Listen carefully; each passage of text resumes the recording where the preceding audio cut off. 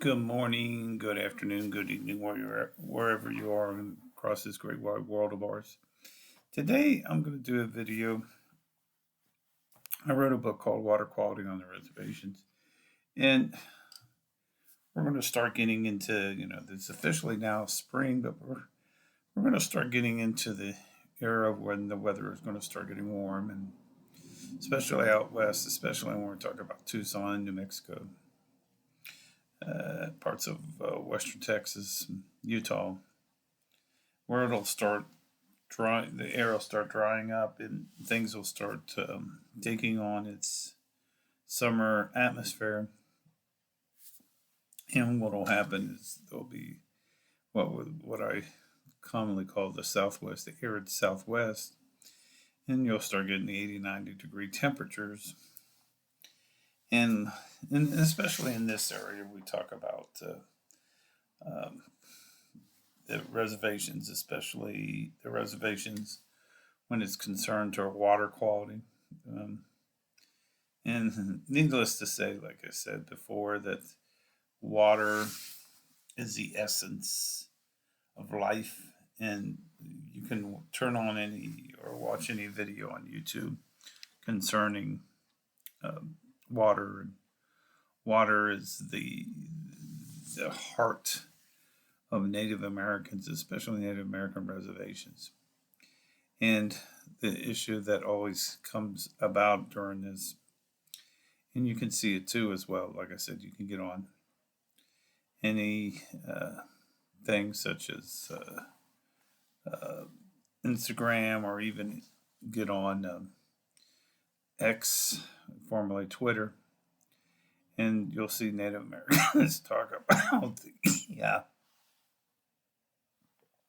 talk about water, and nobody has a right to own water. But the sad case about all this is that the water itself um, becomes agricultural needs, especially in the arid Southwest. And in part of my book, I talk about the pecans trees, or as pecan or pecan. And the issue that becomes out of this is a lot of trees need a lot of water. And when we talk about pecans, and we're getting into that season now that they're going to flower and they'll start producing their fruit, irrigation is quite necessary for the trees to produce the fruit that is needed for these trees. So the issue that becomes out of this is um, even though water, I'm sorry about the diesel spray, but even though the water is essential for the reservations, when it comes to the, the hierarchy of water, the native tribes or indigenous tribes that exist out west tend to be the last to get the water. So what comes out? Excuse me again. It's just the dry throat. What comes out of this is the Native Americans will have water either tanked in, or if they cannot, because really plumbing is limited on many reservations out west. And then when we get into New Mexico, and this is where a lot of the bombings occurred, especially concerning the nuclear program of the Cold War period. A lot of the water out there is tainted groundwater, I should say.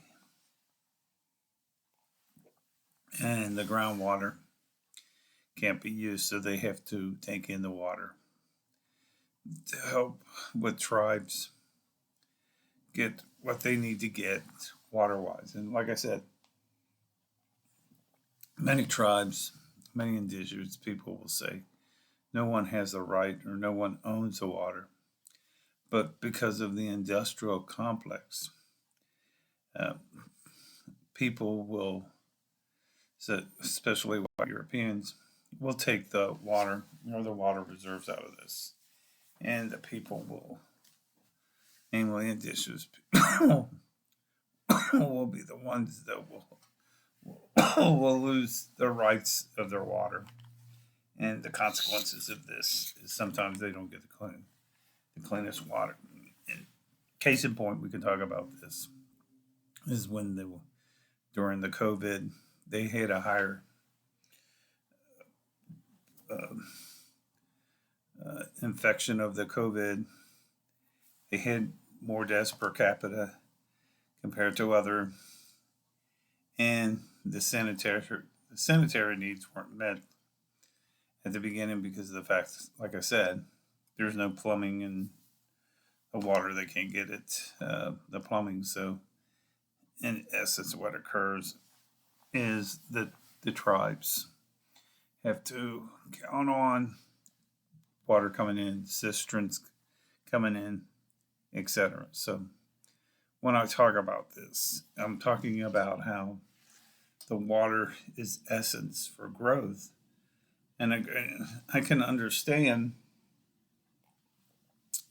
the last couple of years we've been, um, it's been a little bit better drought wise, but that can change like in 30 days. The pattern can change, and they could have uh, extreme drought out there, especially in the summer months and late spring months.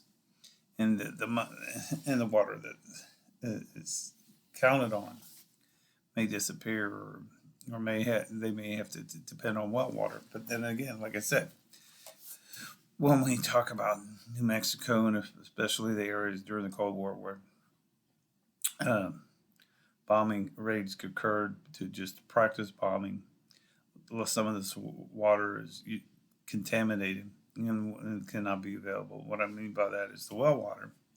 So the people have to have water tanked in.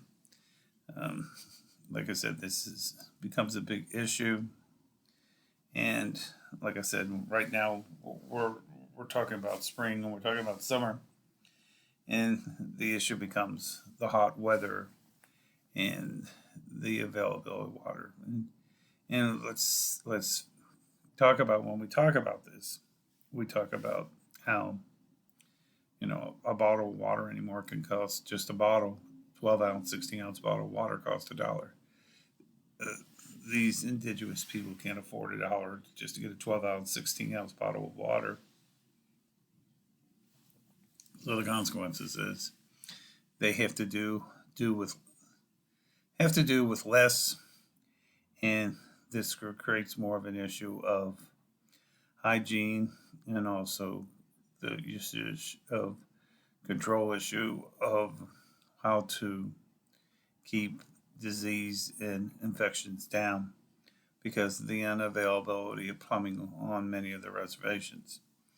And part of this occurred because we forced native people, onto reservations, starting in the 17th century, and this led to many problems and issues today because of the forced reservations, and the fact that many of these people have to do without, and it's not like you can place them, indigenous people, within a city, um, because a lot of their culture would be lost, a lot of their languages would be lost. So the issue becomes, the alternative is we send a lot of money to the Ukraine instead of that money in the industrial complex.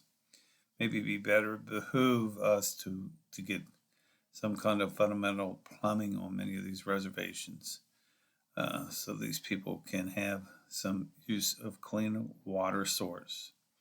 And like I said, water is life. And like I said, the issue becomes how we preserve the dignity and the sanctifying of people with water and give them a clean source of water. So Anyway, these are some foods for thoughts about water quality. Like I said, that's about, you can see that on my book, Water Quality on the Reservation. I also have Don't Buy That Lottery Ticket. All these books are available on Amazon. You just look for them and you can buy them. Also, please like and subscribe to my channel. Also, if you have any questions, feel free to email me at bthomasmillerpsych@gmail.com. That's bthomasmillerpsych@gmail.com. Also, any other questions concerning issues on books or speaking engagements, I'm free for those as well. Just reach out to me at bthomasmillerpsych@gmail.com. And with that, I'd like to say thank you very much. Please like and subscribe. I'm trying to grow this channel, and it's very important to me to grow this channel. I was telling a friend of mine the other day, it's not the issue for me is not making money out of this channel, but it is to educate and inform people about situations on reservations. And I've done a lot of study. I have a PhD. And it's just to able to knowledge and get the information out to people concerning quality and life on the reservation, because a lot of people don't understand life on the reservation, and it's that philosophy, out of sight, out of mind, and that is not always necessarily the case, but it is an issue that it's part of what I call the issue on psychology issue, and it's called out of sight, out of mind, but it's the separation. So feel free to like and subscribe so I can grow this channel. Anyway, we'll talk to you real soon, probably sometime middle of the week. Anyway, thanks folks for watching and have a great day. Bye.